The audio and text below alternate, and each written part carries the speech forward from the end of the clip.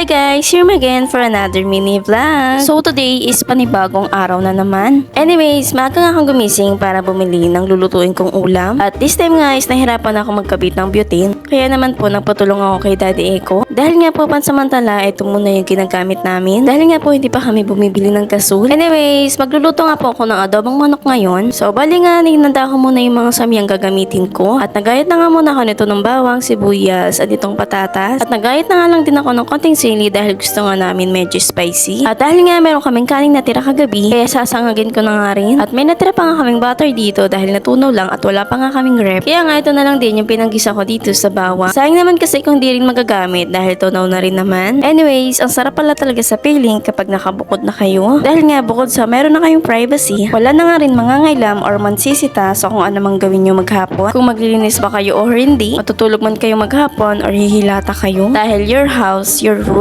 At matututo ka nga rin dumiskarte kung anong uulamin nyo, kung paano mag-budget at kung paano mo aayusin ang loob ng bahay mo. Sama mo pa nga dyan na walang mangangailam kapag may problema kayong mag-asawa. At kung paano nga kayo magbabudget sa araw-araw na gastusin. Sama nyo pa nga dyan kung araw-araw kayong may parcel na dumadating. Dahil nga wala nang maninita sa inyo. At ang pinakamahalaga nga dyan is magkakaroon ka talaga ng peace of mind. Yes, mahirap talagang bumukod. But at least makakahinga ka talaga ng komportable. At mararamdaman mo talaga yung role mo bilang asawa. Dahil alam naman natin na babae talaga ang kumikilos sa gawaing bahay. Like sila yung naglilinis, nagluluto, naghuhugas ng plato at naglalaba. At sama mo pa nga dyan na ikaw rin nag-aalaga ng anak mo. Kaya kapag nagpamilya ka na, responsible ka ng gumising na maaga para mag-asikaso. But anyways nga, mabalik ako sa niluluto ko. At fast forward nga po, ito na nga po siya nung medyo napakuluan na ng ilang minuto. Gustong gusto ko kasi talaga sa adobo yung medyo spicy tapos medyo malapot. Yung parang pinatuyo ang adobo. Kaya mukhang mapaparami na naman yung kain ko. Uy, sira na naman ng diet.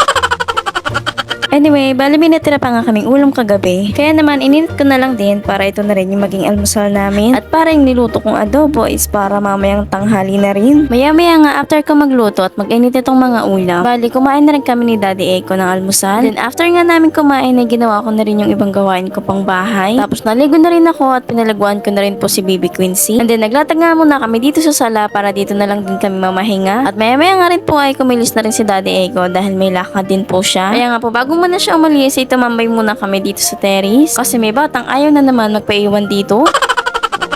Then fast forward nga kanagabihan habang natutulog si Baby Quincy ay nagtupi naman ako ng mga damit. Dahil nga po kinabukasan ay may pasok na rin po ako. Yun lang guys for today's video at salamat sa panonood.